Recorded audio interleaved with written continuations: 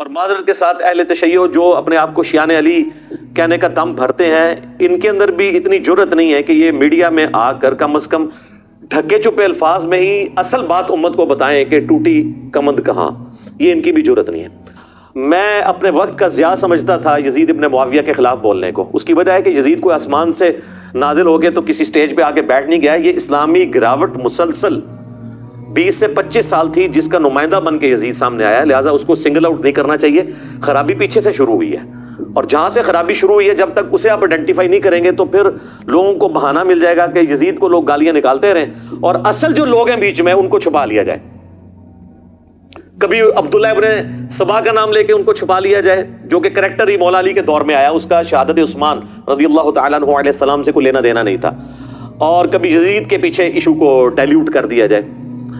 تو یہ ایک سازش ہے. انشاءاللہ ہم تو اس سازش کا حصہ نہیں بنیں گے انشاءاللہ تعالیٰ. ہم تو حق چار یار والے ہیں اور پنجتن پاک والے ہیں الحمدللہ رضی اللہ عنہم اجمعین وعلیہم السلام اجمعین.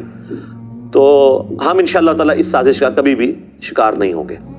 میں اس پورے ایشو کو سمجھتا ہوں کہ اسلامک ہسٹری کا یہ جو سب سے ایک بھیانک جو حادثہ ہوا واقعہ کربلا، اس کی جو ابتدا ہے وہ سیدنا عمر ابن خطاب رضی اللہ تعالیٰ عنہ علیہ السلام کی شہادت ہے. وہاں سے فتنوں کا آغاز ہوا اور اس کا اینڈ کربلا ہے، جس کے بعد امت کے دو ٹکڑے ہو گئے، سنی اسکول آف تھاٹ اور شیعہ اسکول آف تھاٹ، جو ہم آج تک بھوگت رہے ہیں. سٹارٹ اس کا جو ہے نا وہ سیدنا عمر کی شہادت سے ہوا، اور سیدنا عمر کو کن لوگوں نے شہید کروایا یہ بھی اگر ہم کھولیں گے تو پھر اس کو ڈیپ ڈگ کرنے سے بھی آل امیہ ہی آتی ہے. سیدنا عمر کا قاتل کون تھا؟ نام لیتے ہیں جی، وہ کہتے نہیں ایرانی تھا جی، ابو لولو فیروز تھا. سر ایرانی تو تھا، وہ غلام کس کا تھا؟ حضرت مغیرہ ابن شعبہ کا رضی اللہ تعالیٰ عنہ. اور بخاری میں یہ موجود ہے الفاظ. اور پھر اس سے اگلا تلخ پہلو یہ ہے کہ حضرت مغیرہ ابن شعبہ پوری زندگی حضرت معاویہ رضی اللہ تعالیٰ عنہ کے دستے راس رہے ہیں. اب اگر میں فلنگ دی بلینکس کرنا شروع کروں تو میں عبداللہ ابن سبا والا جو ڈھونگ انہوں نے رچایا ناسبیوں نے، اس سے بہتر سٹوری احادیث کی بنیاد پہ بلڈ کر سکتا ہوں کہ حضرت عمر کے قاتلین کون ہیں، کہ جنہوں نے پورے اسلامک سسٹم کو نقصان پہنچا کے بعد میں اس کے اوپر قبضہ کیا ہے. اور اس کی سپورٹ میں بخاری کی وہ حضرت عمر کا آخری خطبہ بھی لا سکتا ہوں. صحیح بخاری میں انٹرنیشنل نمبر کے مطابق 6830 نمبر حدیث ہے. حضرت عمر جس سال شہید ہوئے ہیں بس اسی مہینے میں وہ شہید ہو گئے، ذوالحجہ 26 ذوالحجہ کو. انہوں نے جو آخری حج کیا ہے 23 ہجری میں، تو وہ مینا میں عبداللہ ابن عباس کہتے ہیں کہ اور عبد الرحمن بن عوف کہ ہم بیٹھے ہوئے تھے، ایک شخص نے آ کے کہا کہ امیر المومنین آپ نے لوگوں کی گفتگو نہیں سنی، لوگ کہہ رہے ہیں کہ عمر جب مر جائے گا تو ہم فلاں شخص کی بیعت کر لیں گے. تو حضرت عمر کو بڑا غصہ آیا، انہوں نے کہا مسلمانوں کے مشورے کے بغیر بیعت کریں گے یہ؟ اور انہوں نے کہا میں ابھی مینا میں خطبہ دیتا ہوں اور میں اس ایشو کو یہیں پر ختم کرتا ہوں. تو عبد الرحمن بن عوف نے کہا کہ چند لوگوں نے بات کیا، پبلکلی اس کو ہائی لائٹ نہ کریں. کون سی یوٹیوب پہ ویڈیو آ گئی ہے؟ اگر یوٹیوب پہ ویڈیو آئی ہوتی نا تو حضرت عمر کا بھی خطاب یوٹیوب پہ ہی آنا تھا. جب فتنہ عالمی ہوتا ہے نا پھر اس کے لیے عالمی بیانیہ آتا ہے. خیر مدینہ شریف واپس آئے، وہاں کے انہوں نے ایک ڈیٹیل خطبہ دیا. 6830 نمبر حدیث بخاری کی، ہمارے کربلا والے ریسرچ پیپر میں بڑی لمبی حدیث ہے. اس میں الفاظ ہیں کہ کوئی شخص سیدنا ابوبکر کی خلافت کو پلی نہ لے کہ آمدہ بھی کبھی مسلمانوں کے مشورے کے بغیر اس طریقے سے خلیفہ چن لیا جائے. یعنی حضرت عمر یہ سمجھتے تھے کہ حضرت ابوبکر کو بھی کیٹاسٹروفکلی چنا گیا، جس طریقے سے مشورہ ہونا چاہیے تھا ویسے نہیں ہو سکا، لیکن وہ ایک ایکسیپشن ہے کیونکہ امت اس کے اوپر راضی ہوگی. اور پھر دوسری بات، حضرت ابوبکر کے پائے کی کوئی اور پرسنالٹی نہیں تھی کہ امت کوئی کلیم کرتا کہ ہاں جی میں بھی اس لیول پہ آ کے تو میں دعوے دار ہوں. ایون مولا علی علیہ السلام نے بھی ان کو 6 مہینے کے بعد ایکسیپٹ کر لیا. اس کے اوپر میری ڈیٹیل ویڈیو ہے، سیدہ فاطمہ کا قاتل کون، تو آپ دیکھ لیں، میں نے سارے ٹروتھ اس کے اندر ریویل کیے ہیں ایک ایک حدیث کے نمبر ڈسپلے کر کے.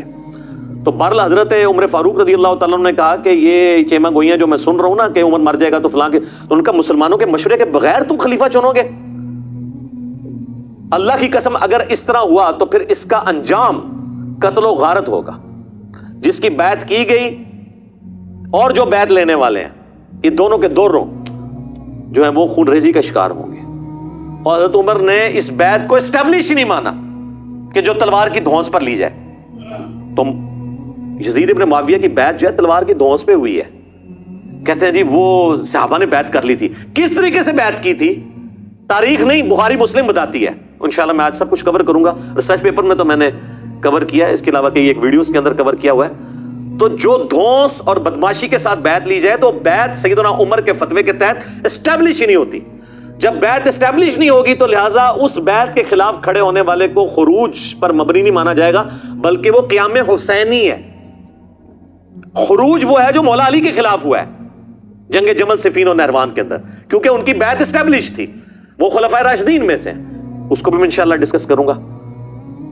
تو یہ میں نے تمہیداً گفتگو کی ہے تاکہ ایک اوورآل ڈاکٹرن کلیئر ہو کہ اصل ایشو سیدنا عمر کی شہادت سے شروع ہے، اور اس کی پریڈکشن پہلے ہی صحیح بخاری اور صحیح مسلم میں نبی الاسلام کی احادیث موجود ہیں.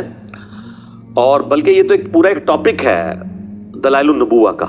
امام بیہقی نے آلموسٹ 3,500 احادیث پر مشتمل کتاب دلائل النبوہ لکھی ہے. اس میں ساری نبی الاسلام کی پروفیسیز ہیں کہ آپ علیہ السلام کو ہم اللہ کا نبی اسی لیے مانتے ہیں کہ آپ نے اپنی وفات کے بعد 10 سال کے بعد، 20 سال کے بعد، 30 سال کے بعد، 50 سال کے بعد، 100 سال کے بعد، 500 سال کے بعد، ایون قیامت تک آنے والے واقعات بتائے ہیں، اور وہ اسی طریقے سے ہوئے ہیں.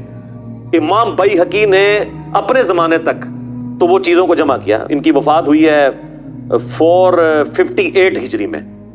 تاتاریوں کا فتنہ بھی ان کے بعد آیا ہے، حالانکہ تاتاریوں کے فتنے کی حدیثیں بخاری مسلم میں موجود تھی. امام بیہقی نے وہ دیکھا نہیں ہے، لیکن ہم تو آج کہہ سکتے ہیں وہ بھی پورا ہو گیا. عمار کو باغی جماعت قتل کرے گی، یہ اس کے اندر ہے. میری بیوی پر خواب کے کتے بھونکیں گے، سیدہ عائشہ پہ بھونکے جب جمل کے لیے نکلی. اسی طریقے سے جتنی بھی پروفیسیز ہیں یہ سب کے سب دلائل النبوہ کے اندر موجود ہیں. یہ ایک پوری کتاب ہے جس کی بنیاد پہ ہم نبی علیہ السلام کو ایک جنگجو بادشاہ نہیں مانتے بلکہ اللہ کا پیغمبر مانتے ہیں. دلائل النبوہ کو اگر احادیث کے خزانے سے نکال دیں تو کوئی شخص بھی رسول اللہ صلی اللہ علیہ وآلہ وسلم کی جنگوں کو جسٹیفائی نہیں کر سکتا. کیونکہ اگر صرف جنگوں کے ذریعے فتوحات کرنے کا نام اللہ کی غیبی تائید ہے تو اسکندر اعظم نے بھی کی ہے. چنگیز خان نے تو انسانی ہسٹری میں سب سے زیادہ فتوحات کی ہیں، اور برٹش امپائر کی امپائر تو دنیا کی سب سے بڑی امپائر تھی. نہ رومن امپائر اس کا مقابلہ کرتی تھی، نہ مسلم کی امپائرز، ایون تاتاریوں سے بھی بڑی امپائر تھی ان کی. تو ہم کیا کہیں گے؟ یہ سب کے ساتھ غیبی تائید تھی. ادھر فرق یہ ہے کہ ان لوگوں نے یہ نہیں بتایا تھا کہ ہمارے بعد کیا ہوگا، لیکن ہمارے نبی علیہ السلام اللہ کے پیغمبر ہیں، وہ جنگجو نہیں ہیں. انہوں نے بتایا کہ میرے بعد اس طرح بگاڑ ہوگا. ایک ایک بندے کو انہوں نے پوائنٹ آؤٹ کیا اور منوان پورا ہوا ہے. یہ اس چیز کا ثبوت ہے کہ نبی علیہ السلام ایک جنگجو نہیں تھے بلکہ اللہ کے پیغمبر تھے. امام المجاہدین ہیں. وہ جہاد اور قتال کا دنیاوی بادشاہوں کی جنگوں کے ساتھ کوئی لینا دینا نہیں، نعوذ باللہ من ذالک. تو بخاری اور مسلم کی ایک حدیث ہے، یہ حدیث بھی آپ کو دلائل النبوہ کے اندر مل جائے گی، بخاری مسلم دونوں میں حدیث ہے. نبی صلی اللہ علیہ وآلہ وسلم نے ارشاد فرمایا، میری امت اور فتنوں کے درمیان ایک دروازہ ہے، جب وہ دروازہ توڑ دیا جائے گا تو میری امت پہ فتنے ٹوٹ پڑیں گے. اور وہ دروازہ توڑا جائے گا، کھولا نہیں جائے گا. پھر آپ نے فرمایا وہ دروازہ عمر ہے. سیدنا عمر کو قتل کیا گیا تو مینجمنٹ کمزور ہونا شروع ہو گئی.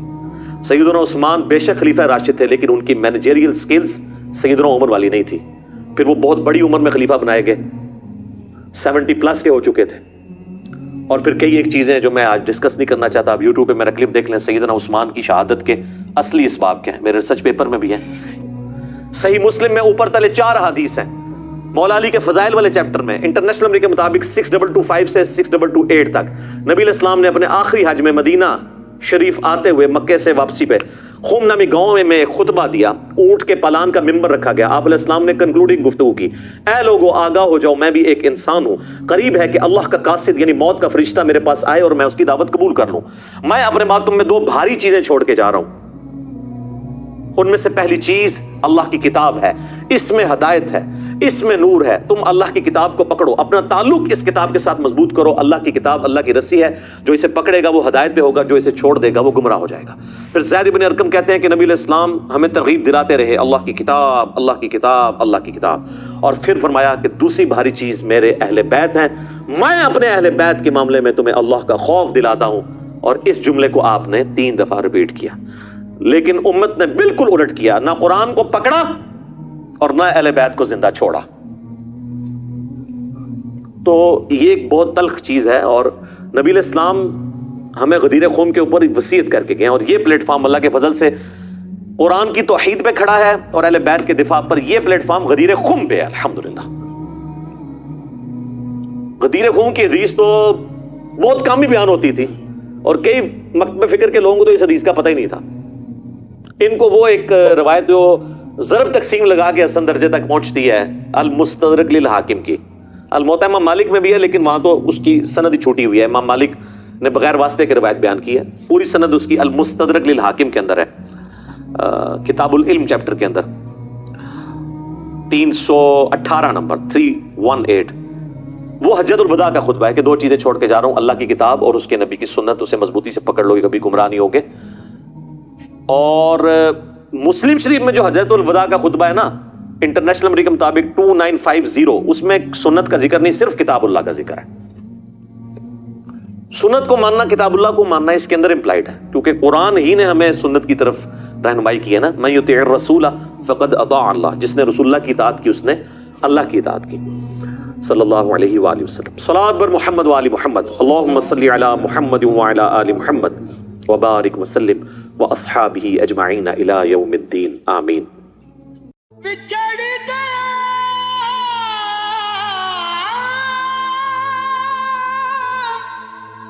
میرے دل دا جانی,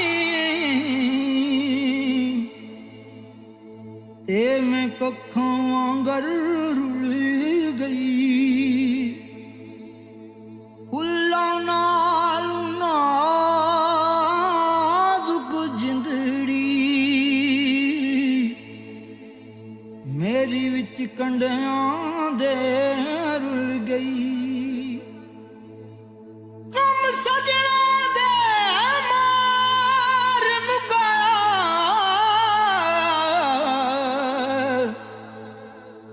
تے میں اتھرو بن کے ڈل گئی. ایک مایا تیری یاد نہ بھلدی, باقی ہر شے جگ